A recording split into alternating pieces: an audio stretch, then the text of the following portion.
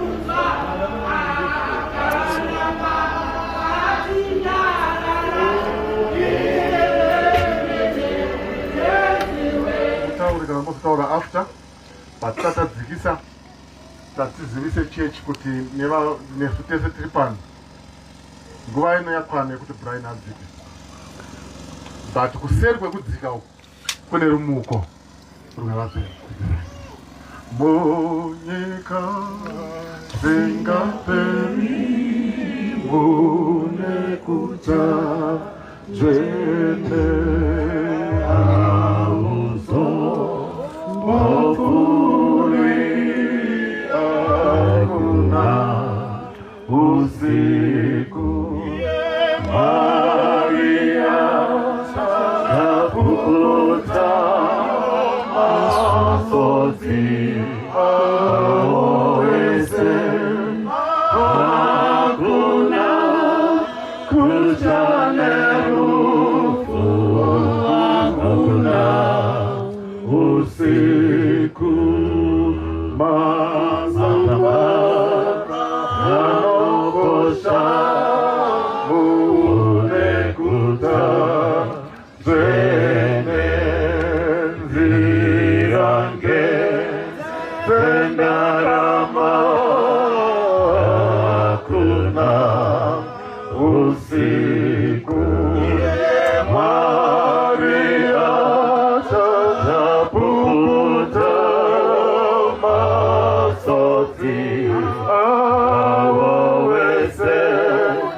Akuna Kujanerufu Akuna Usiku Mazamba Afikwimune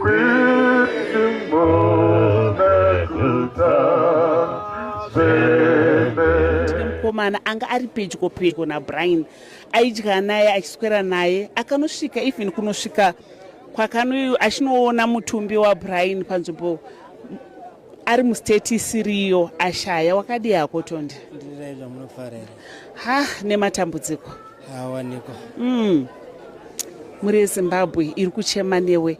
Mashoko ako maviri maringiwe nechiitiko chemukomana. Zvinonetsa kugamuchira but tinongosiyira maoko aMwari kuti Mwari atisimbise bosi tega tikwanise kuzvisimbisa but tosvira kuti Mwari atisimbise ende isu wapenyu wasara tofanira kuti tichita weyedu iwe right naMwari paanozouya tokwanisa kuzoona brother yangu again paanozouya. Ndochishuviro changu. Mukomana ane mashoko akasiya kuudzawo here kuti zvakati unozva pamwe munomboona mared flags ekuti pamwe pane zviri kuda kuitika? Tanga tine maplans naye aitofanira kuti ndinoorora this year. Ndo mashoko akasiya ndozi mukoma ndinoda kuti muri maroro angu nepakuchata pangu kuti mwe bozi pandakachata weni pakunoorora anga aripo. So wangada ndimusimbisewo paanozoenda kuti chinhu chakanaka chakadaro. So zvese now it's gone. Saka zvinhu zvikuti bata zvinhu zvikurwadza vanhu veZimbabwe. Ndine urombo zvakanyanyisa. Musikana wake anga achida kuroora. Tiri kuziva kuti akapunzika akabvaruka. Mashoko auinawo kwaari enyaradzo nemhuri yeZimbabwe takatarisana nechiitiko ndoziva kuti uri kurwadziwa. Okay, kunadi ndinoda kuti hausi wega. You are part of the family because brother yangu akakuchuza. Ndio musikana wacho. Ticharamba tichishanda tese tichisimbisana. I know kuti tinogona kumashoko anogona kusasvika patinofanira kusvika but tichazvinamatira kuna Mwari kuti atipe simba, atipe right words ekutaura. Toziva zvinhu zvakawanda zvinotaurika but zvinhu zvinofanira kuti simbisa zvinofanira kuti ufanira kubva kuna Mwari chete. Vanhu vangakwanisa kuita mashoko akawanda but tinogona matira Mwari ngaakusimbisa. Ende tiri pano for you. If there's anything to talk about, we are here. Tinotenda mashoko makuru kwauriti. Asi kandinoda kuti uye munhu uyu akazoponda Brian uyu maimuzivawo? Not on a personal level but kungoziva kuti ariko ndazviziva. Ndinotenda. Ndinoti uramba uchinyaradzwa nekurasikirwa nasawira wako. Nemhuri yeZimbabwe ndinoti haisi nyore kuno kwatiri pari kuchemwa mwanakomana Brian Nandana imisodzi nekubvaruka kwemwoyo. Tinoti mhuri yeZimbabwe nyaradzwa ina mweya mutsvene. Ndinotenda.